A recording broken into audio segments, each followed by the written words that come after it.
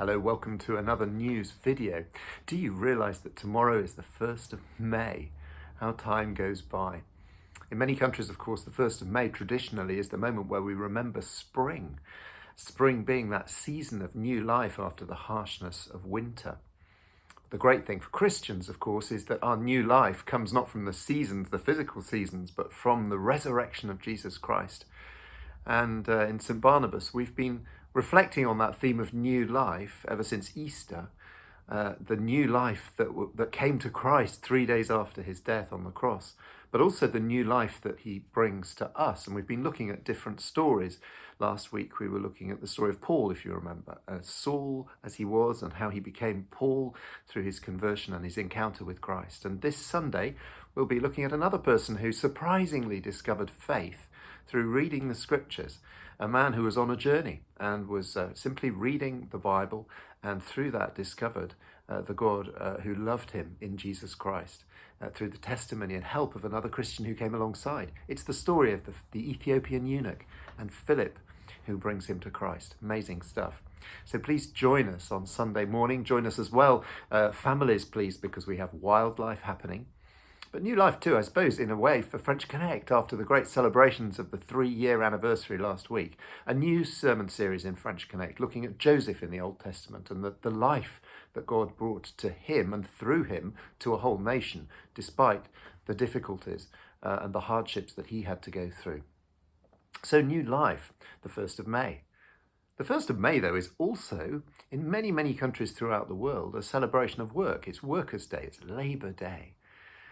And work for us as Christians also finds its origins in the life that God gives us. You remember back to the beginning of Genesis where God made man and woman and he made them in his image, and then he said, be fruitful, multiply, tend the earth, look after it, care for it.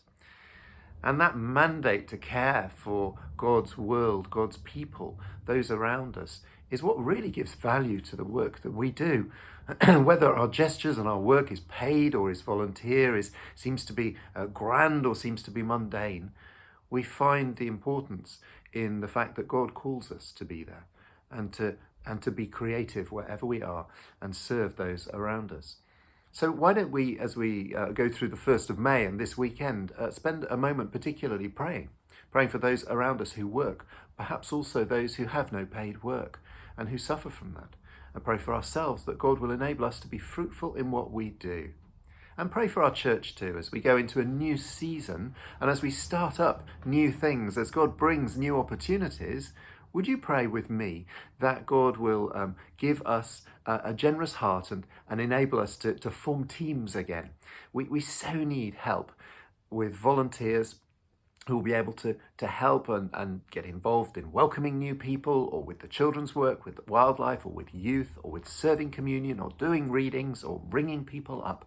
Whatever it is, there are so many opportunities to work for God and bless others. Maybe you would take some time this weekend just to prayerfully consider how you might give a little bit of time in order to serve others in the church and enable us in this season to step up and to step out. Well, be that as it may, the 1st of May is a good opportunity to rejoice. And so I pray God's blessing on all of us, and hopefully we'll see many of you this weekend. Be blessed.